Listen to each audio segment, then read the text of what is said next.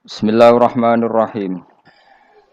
Terus Imam Fathul Bari itu cerita, ketika Rasulullah SAW dawuh Iqra'hu fi syahrin, ada sahabat yang pamit mau khataman tiap bulan enggak boleh, 2 minggu enggak boleh, seminggu enggak boleh. Walhasil itu dipakai alasan. Terus Nabi ngendikan Iqra'hu fi syahrin sampai Iqra'hu fi sab'in, sampai ada riwayat Iqra'hu fi salasin. Sudah 3 hari khatam sekali itu sudah kebanyakan. Apalagi 1 hari khatam sekali. Itu kemudian dipakai kelompok tertentu untuk mengkritik tradisi NU yang 1 hari khatam. Tapi apa jawabannya Imam Fathul Bari? Apa mereka yang mengkritik itu benar-benar nyata Iqra'hu fi syahrin, kemudian mereka itu khatam tiap bulan? Kan enggak juga. Oke, kamu kritik enggak apa-apa dari Imam Sinten Ibnu Hajar Al-Asqalani, tapi kamu juga harus baca Iqra'hu fi syahrin tiap bulan benar-benar apa? Khatam. Iqra'hu fi sab'in. Memang benar-benar tiap 7 hari khatam. Niki ngritik sing khataman sedina tapi ya ora khataman tiap 7 hari. Jangan bakatnya njen ngritik. Nah, terus Imam Fathul Bari cerita, a'rafun nas, orang paling tahu tentang yang dikehendaki Rasulullah SAW tentu ashabu, beberapa sahabatnya. Dan ternyata Sayyidina Utsman itu setiap malam khatam. Artinya apa? Tiap hari beliau khatam. Masa Sayyidina Utsman enggak tahu hadis itu? Sayyidina Utsman tiap malam niku khatam. Imam Bukhari rawi hadal hadis yang meriwayatkan Nabi itu melarang khataman keseringan, yang meriwayatkan hadis Iqra'hu fi syahrin, Iqra'hu fi sab'in. Beliau itu tiap malam khatam Quran, dan khusus Ramadan khatam 2 kali. Bukan karena order lagi, memang benar-benar khatam. Jadi pagi khatam, indal iftar, nanti khatam lagi sampai indas sahur. Sehingga terus mulai sanad kula dugi Mbah Dolah, dugi Mbak Arwani sedanten lewat orang tua saya, lewat guru-guru kita. Khataman tiap hari itu enggak punya akibat apa-apa. Karena itu ahwalu masyayikhina, itu sudah perilaku masaya-masaya kita. Terus niki yang perlu saya ungkapkan. Kemudian orang-orang yang kayak Mbah Minan itu ngalami toyul wakti. Gurunya Imam Sa'roni namanya Ali Al-Mursifi, ini cerita tentang Sirajul Qori. Saraipun Mandumah Satibi. Di antara keramatipun guru Imam Sa'roni, niku 1 hari itu khatam 360.000. 1 hari. Sampeyan sembayang 360.000. Niku boten sampean takwil paling kulhu, pengganti Quran. Boten, ya memang dibaca. Sampai muridnya Imam Sa'roni itu tanya, "Taqra'uhu bi harfin wa sautin?" Apa kamu baca dengan huruf juga ada suara jenengan? Naam.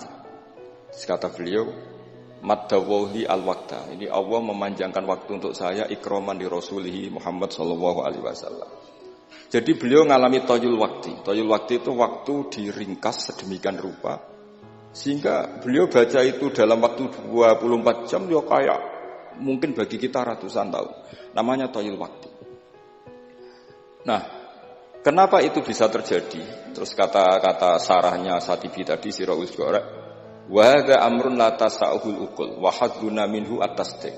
Ini sesuatu yang mungkin nalar kita tidak sampai, tapi sudahlah kita percaya saja. Nah, kenapa kita percaya? Karena Quran itu kalamullah sing aslinya itu laisa fi harfin wala sautin. Tidak melibatkan suara, tidak melibatkan huruf. Itu yang kalamun azaliyun. Kemudian orang ini ditarik ke Lauh Mahfud, kemudian dia ngalami yang seperti itu. Dan itu bagi orang-orang dekat Allah sah saja. Kuntu sam'ahu alladhi yasma'u bihi wa basaruhu saterusnya. Orang-orang yang dekat Allah itu ibaratnya mau melafadzkan apa saja itu sudah kayak mewakili itu. Kenapa begitu? Karena dia saking fananya pada dirinya sampai ya memang fana. Sehingga ya dia sudah, tapi bukan manunggaling kawula Gusti boten. Misalnya begini, saya beri contoh. Andaikan sampean itu jadi wali, sebetulnya saya bilang andaikan ini su'uladab, bisa saja wali betul. Tapi kayaknya kok belum meyakinkan. Andaikan dulu, urutannya andaikan dulu. Kalau sampean jadi wali, itu enggak tahu bedanya antara ayam itu melahirkan telur atau telur lahir dari ayam dengan ayam itu lahir dari batu. Itu nggak tahu bedanya. Apalagi Nabi. Nabi itu malah nggak kepikiran kalau itu ada bedanya. Kenapa? Ketika kamu percaya kudroh azaliyah sing ghairu mahsurah, kamu percaya kudrohnya Allah Ta'ala itu tama sempurna. Itu kan sampai mesti berpikir, memangnya ayam bisa bikin telur? Memangnya telur punya kemampuan apa untuk menjadi ayam? Jadi sampean tahu betul kalau ayam itu tidak ada kudrohnya sama sekali, tidak ada kemampuan sama sekali untuk melahirkan telur, telur tercipta jadi ayam. Artinya apa? Meskipun sesuatu itu sudah adi, sudah biasa, tetap yang ada adalah kudratullah, bukan hukum adat yaitu ayam menelur. Sehingga seorang nabi itu misalnya Nabi Soleh ditanya, apa bukti mujizat kamu? Saya minta unta keluar dari batu besar ini. Dari Nabi Soleh, ya enggak apa-apa. Karena beliau itu tahu betul ketika unta lahir dari unta, itu memangnya unta bisa apa? Memangnya unta iso gawe unta, ayam iso gawe telur. Semua itu ada kudroh azaliyah, ada kudrohnya Allah. Nah wali dan apalagi nabi itu tahu betul itu. Sehingga ya nggak ada bedanya. Misalnya para nabi sampean tanya, ayam bisa melahirkan telur, apa batu ini bisa melahirkan telur? Ya jawabnya bisa. Sehingga ya betul lah, terus ada Naqatu Soleh itu keluar dari apa? Batu. Dan Nabi Soleh biasa saja karena beliau memang Nabi. Rasulullah ketika sahabatnya kelaparan, terus diundang Jabir masakannya sedikit. Ya beliau bilang ini masakan harus jadi banyak. Ya banyak, untuk orang sekian ribu cukup. Ketika sahabat kurang air di padang Sahara gitu, sahabat bingung nyari air, Nabi malah sari, masyhur. Sari, terus ya santai aja ketika beliau dilaburi kurang air, terus ya sudah minum air dari sini, terus fana ba'al ma' min baini asofi'i. Karena Nabi itu orang yang tidak bisa didikte oleh hukum adat, sehingga tidak terus ayam ini bisa melahirkan telur, berarti mungkin. Kalau batu enggak melahirkan telur, tidak mungkin. Terus kamu bilang ini mungkin, ini tidak mungkin. Itu kita kalau di matolek kan diajari. Padahal mungkin tidak mungkin berdasar hukum adat, bukan berdasar kudrohnya Allah Subhanahu wa ta'ala. Nah, orang-orang yang sudah begini masalah rezeki juga gitu. Soalnya sementing para pangeran, mosok dimbarno pangeran. Akhirnya sudah sementing muamalah mbek Allah. Makanya dulu ada cerita seorang Habib, dia enggak punya pekerjaan, terus setiap hari dia sholat, tiap pagi ngantor. Ternyata dia ke mushola atau ke masjid sholat. Terus kata Habib itu, ya Allah, semua orang yang kerja engkau gaji, maka saya ya harusnya engkau gaji. Ibu ya terus sugih, tapi bukannya ditiru boleh. Jadi dia apa ngantor ya ora di kantor, ngantor ini ke masjid sholat. Tapi ini enggak boleh gaya-gayaan yang sudah makomnya seperti itu. Orang sampean gak makome ribet. Tapi ini cerita ya, kalau tak belajar Quran. Sehingga para nabi itu gak kepikiran, misalnya Nabi Ibrahim itu gak kepikiran kalau api itu bisa membakar, karena beliau tahu api apa punya ikhtiar, api apa punya irodah, punya kehendak, api apa punya cara yang diinginkan api itu untuk membakar saya, kan tidak juga, dia benda mati, pasti itu murtangan Allah. Sehingga ketika beliau mau dibakar ya santai aja, beliau gak tahu bedanya di sana sama di sini. Semua nabi itu begitu, ma kunta tadrimal kitab walal iman. Makanya semua nabi itu rata-rata ummi itu ya pokoknya sudah begitu. Makanya disuruh berdoa ya enggak mau. Kata malaikat Jibril, saya Jibril untuk nolong kamu. Tidak, saya tidak butuh kamu. Maksudnya kamu ngomong nanti tak sampaikan ke Allah. Allah itu sudah tahu tanpa kamu. Hasbi min su'ali ilmuhu bihali. Itu nabi.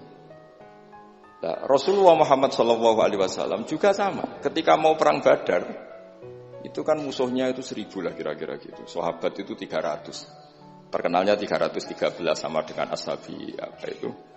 Talut itu. Apa itu? Waqatala apa Daud itu, ashabi Daud itu.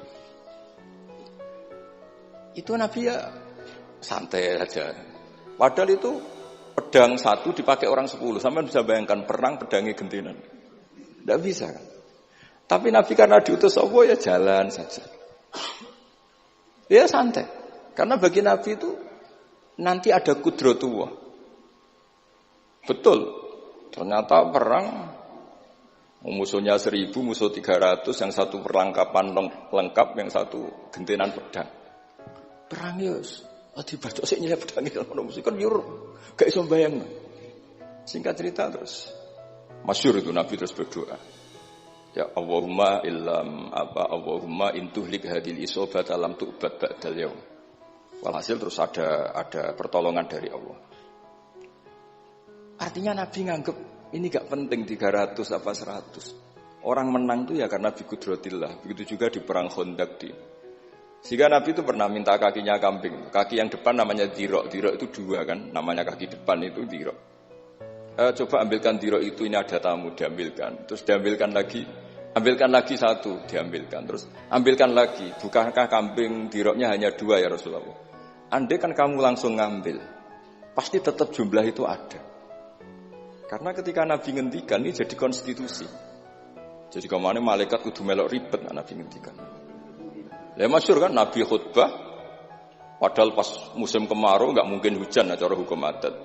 Ya Rasulullah khutbah itu suwi-suwi niki wong bingung perkara ana udan. Pun soe niki bingung halakatil amwal mergo gak ana udan. Niku Nabi langsung ngendikan udan. Bareng udan minggu berikutnya wong kebanjiran sakniki mboten rusak krana kemarau tapi krana banjir. Niku Nabi ngendikan Allahumma hawalena wala ini langsung mari. Artinya Nabi itu gak bisa didikte terus. Ini secara ilmu falak, ini gak musim hujan. Nah, saya kan perhitungan, gelem istisqa sak usih didelok wis musim dadi istisqa. Kula ndek kanca kiai ahli falak, niku kon istisqa ora gelem. Tak takoki kena apa? Tak hitung jek suwi kesudan iki. Engko ora ketara ramandine, dadi dekne ngenteni. Wis, yo ono kiai rondo politik ngoten yo. Tangan-tangan yo bener, timbang terkenal ngobos kan nurono reputasi dadi. Iku yo. Tapi kalau Nabi itu ndak. Nabi itu makun tadrimal kitab walal iman. Karena kalau kita sudah makom itu enggak bisa didikte oleh al-ahkam al-adiyah. Nak pitik mulai rondo, pendok dari pitik. Makanya ketika ada kitab Al-Fusunul Hamidiyah, hukum adat itu telah membodohkan kita lama sekali sehingga Anda tidak bisa percaya kudroh tamah. Dan ini kaitannya formal baminan ini nanti tentang Quran. Nanti jenengan melihat mukjizat terus gampang sekali. Terus kata Imam Al-Fusunul Hamidiyah ngendikan umpama klungsu niku biji asem nih. Andai kan tidak pernah terjadi klungsu itu jadi asem yang besar. Kemudian buah, kemudian macam-macam lah. Ditabrak truk nganti masalah tenan. Terus itu gak pernah terjadi. Terus akhbaru kamu birun. Terus kamu diberi cerita orang, ini klungsu ini bisa jadi pohon besar sekali suatu saat. Kamu pasti tidak percaya. Wah ini mohal, masa barang kecil jadi besar. Berhubung sering terjadi, terus Anda bilang, mungkin. Tapi pertanyaannya, loh ketika mungkin itu kamu kan gak ikut bikin. Loh namanya mungkin tidak mungkin kan kamu harus punya otoritas ikut bikin. Kamu kan gak ikut bikin, kok bilang ini mungkin, yang ini tidak mungkin. Ketika itu sering jadi pohon besar, Anda pun tidak berkontribusi kan? Kontribusinya siapa coba? Allah Subhanahu wa Ta'ala. Nah di sini terus para wali itu sudah mengabaikan itu semua. Jadi ya Nabi kalau mau mi'raj ya sudah terbang saja. Kayak Abdul Qadir Jilani kalau mau tawaf ya tawaf saja. Padahal beliau di Baghdad. Imam Nawawi itu di Damaskus. Tiap malam itu tawaf. Padahal penerbangan 3 jam. Karena beliau gak roh bedane. Ki adoh iku parku. Mbak Mutamakin kepengen teng Mekah ya teng Mekah mawon. Ra usah antri haji, paspore diurus. Kondo Mas Nadi pon kondo menak nu mboten usah ngoten. Mboten usah ngoten. Niki cerita wali mboten.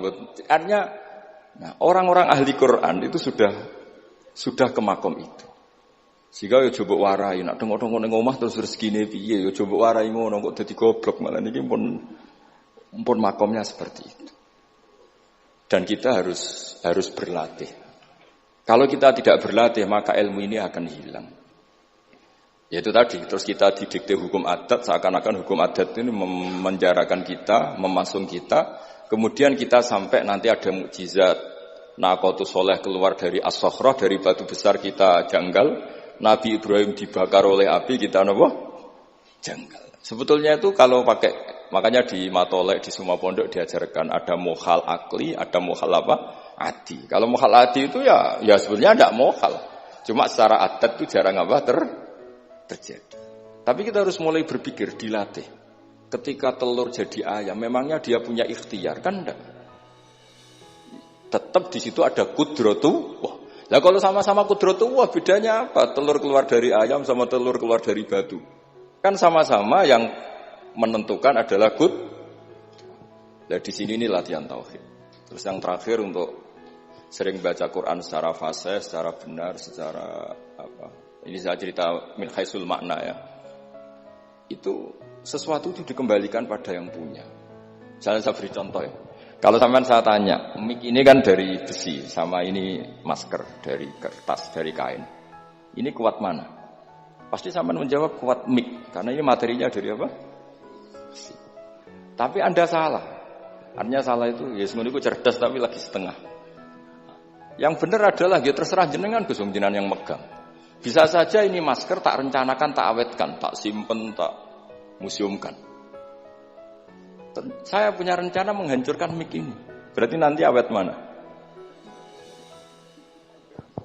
Dinosaurus itu konstruksinya lebih kuat, tapi Allah menghendaki habis-habis. Pitik sing ngono isak nganti saiki. Nah, kira-kira seperti itulah hukum Allah. Karena agama itu apa? Jadi ya mam biadi malakutu kulli syai. Agama itu berkeyakinan kalau ya terserah yang punya. Jadi kalau di depan agama kamu tidak bisa bilang ini lebih kuat dibanding ini, tidak bisa. Tetap terserah yang ku. Jadi kalau jenengan cerdas betul ditanya, mik ini sama masker kuat mana? Terserah jenengan. Atau kalau enggak, wallahu a'lam. Karena memang, iya apa artinya ini lebih kuat, tapi saya punya rencana menghancurkan. Tapi ini lemah, tapi aku punya rencana tak awetkan. Nah, seperti itu harus dilatih supaya kita terbiasa iman itu bil bayyinah dengan argumen-argumen yang kuat. Karena memang syaratnya iman menurut banyak ulama ya lam yakunil ladzina kafaru min ahlil kitab wal musyrikin munfakkina hatta ta'tiyahumul bayyinah. Jadi sehingga semua rasul itu punya kecakapan itu. Makanya nanti kalau suatu saat jenengan dekat ajal, dekat apa, itu harus begitu juga dilatih. Ketika saya hidup ya tidak bisa mengatur kehidupan saya, cara kerja jantung, cara kerja organ tubuh kita. Sebenarnya kita hidup kan hidup saja, kita tidak tahu kenapa hidup. Tapi sawangannya nak wis mangan menjaga kehidupan. Sawangannya nak berobat menjaga apa? Kesehatan. Tapi kita bisa apa di depan qudratullah? Jadi harus dilatih terus. Karena ini ngaji bagi yang ahli Quran itu sekolah suwun. Adat kados Mbah Minan, Mbah Dimyati, beberapa ulama yang enggak keluar kamar itu mulai dulu juga ada. Itu juga satu manhaj karena sudah asik dengan Allah maka asing mengalami wahsah dengan yang lain. Tapi juga ada ulama yang milih kumpul orang banyak sehingga manfaati orang banyak. Dan menurut saya figur-figur di kajian itu sudah sempurna larnya. Ada model Mbah Dola, Mbah Sahal, Mbak Minan sendiri tertutup, tapi Ibu Umi Tuha sosialisasi qiraati kemana-mana. Sehingga ini pelajaran bagi kita bahwa pilihan dekat Allah itu variannya banyak. Yang penting ikhlas sambil terus belajar mendengarkan makalah-makalahnya ulama. Karena makalah ulama ini penting. Kita kalau nggak diwarai ulama itu tidak bisa cara berpikir bersanad. Saya sering didhawuhi Mbah Mun, ihdinas siratal mustaqim itu siratal ladzina an'amta 'alaihim. Kenapa tidak siratoka, jalanmu ya Allah? Fa inna Allah ta'ala la ya'kul wa la yashrab wa la yanam. Allah itu tidak makan, enggak tidur, enggak apa-apa. Terus kita bisa niru apa, Pak? Tapi kalau siratal ladzina an'amta 'alaihim artinya thariqullah adalah dengan mengikuti orang-orang yang telah diberi nikmat. Jadi kita niru Mbah Dola, niru Mbah Arwani, niru orang-orang baik. Karena kita enggak bisa niru Allah. Makanya setiap Allah cerita orang kebaikan, cerita kebaikan itu pasti cerita aktor-aktornya. Ulaikal ladzina an'ama Allahu 'alaihim terus minan nabiyyin. Terus itu aja diceritakan keluarganya min dzurriyyati Adam wa mimman hamalna ma'an supaya orang itu hormat sama leluhur. Saya kenapa cerita Mbah Mutamakin bukan tafakhur bin nasab bahwa kita soleh begini tuh barokahnya doanya orang-orang dulu min dzurriyyati Adam wa mimman hamalna ma'an. Masih diteruskan wa min dzurriyyati Ibrahim wa Israil. Baru soleh secara umum yang tidak perlu nasab. Wa mimman hadaina wajtabaina. Jadi Allah menghormati nasab sampai seperti itu. Sehingga rata-rata orang-orang soleh itu ya mbah-mbahnya soleh. Mosok turunane sing wakaf masjid, sing kiai puluhan tahun, kalah mbek wong sing dadakan dadi kiai. Yo ketoke ora pati fair ngoten. Niki mboten kok urusan kula fanatik nasab nggih. Tapi tetap ini bisa jadi kiai karena melok partai wa mimman hadaina wajtabaina. Tapi yo ketoke yo pantes yo rada antri lah cukup ngarep nemen-nemen nak. Ya masa terus misalnya ora tau wakaf masjid, ora tau wakaf tanah, ngerti-ngerti kepengin mimpin. Sing masjid iku nyunatno maulid, nyunatno dibak, dekne mimpine ku ngaramno maulid kalau dibak. Ya nak ngaramno iku nggih masjid dhewe, aja ning masjid iki kan. Terus Allah itu saking reganine tiang-tiang soleh dulu itu sampai ketika cerita orang baik itu pasti cerita mbah-mbahnya. Wa kana abuhuma sholihah. Ketika ada orang diperhatikan Nabi Khidir itu pertimbangannya wa kana abuhuma sholihah. Itu dalam kitabnya Said Muhammad, abuhuma itu abuhu as-sabi'. Jadi bapak yang ketujuh dari Hulam ini, bukan bapaknya pas. Kayak Bang Mutamakan sekarang sudah turunan keberapa, tapi barokahnya sampai sekarang. Jadi selalu ada cerita itu. Makanya disebut ta'allamu ansabakum matasiluna bihi arhamakum. Kamu harus kenal nasab-nasab kamu supaya kamu bisa menyambung rahim-rahim kamu. Kemudian nasab yang gen ini khusus umatnya Rasulullah SAW, alhamdulillah ditambah nasab sebab. Jadi misalnya para habaib itu jelas mulia sekali karena dzurriyyah bad'ah min Rasulillah. Kemudian ada nasab bisabab, yaitu karena iktidak bisunati Rasulillah atau karena ngaji atau karena ilmu. Ini disebut kullu nasabin wa sababin munqati'un yaumal qiyamah ila nasabi wasababi. Sehingga ada orang yang benar-benar ahli bait karena gennya kayak Sayyid Hasan, Sayyid Husain, tapi ada orang yang diaku keluarga Nabi karena amalnya kayak Salman Al-Farisi ketika beliau punya ide cemerlang di Khandaq, Nabi memujinya dengan apa? Salman minna ahlal bait. Jadi niki artinya gini, jenengan meskipun tidak keluarga Mbah Minan secara gen karena yang keluarganya ya tentu Mas Fatah dan saudara-saudaranya, tapi kita bisa menjadi keluarga beliau karena amal dan karena mahabbah. Nggih ngoten mawon nggih sing ndonga nggih ampun kula lah. Wis nurut mawon daripada niki bentrok nggih ribet. Wow, nak gak nurut itu Mas Nadi terus dikerano banser ning pun teng kanan kiri niku ribet ning wong niku panglima tertinggi napa? Udah kok wakili, udah kok ketuane tapi semua yang jelas saged meremot.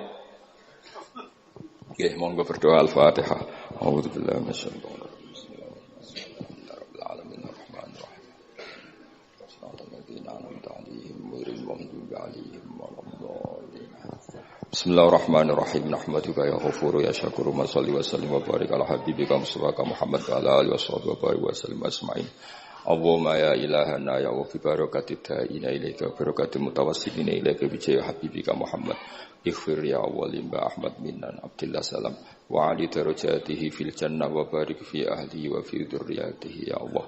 Allahumma ya ilahana ya ij'alna ya aminin mutmainin alladzina la khaufun 'alaihim wa lahum yahzanun waj'alna salimin wa nimin mu'afin min kulli bala'in dunyal akhirah. Waj'al ya Allah himmatana al-ulya fi hadhihi ad-dar'i kalimatika ya Allah hatta nakuna ya wa khudamatan di syariatika wa abnaina ya Allah wa abnaina fi khidmati syariatika al-gharra al-bayda lailuha kana hariha ya Allah aqimna fi dzalika wa inna ala dzalika ya Allah Rabbana atina fid dunya hasanah fil akhirati hasanah wa qina adzabannar sallallahu alaihi sayyidina Muhammad sallallahu alaihi wasallam subhana rabbika rabbil izzati amma yasifun wa salamun alal mursalin alhamdulillahi rabbil alamin.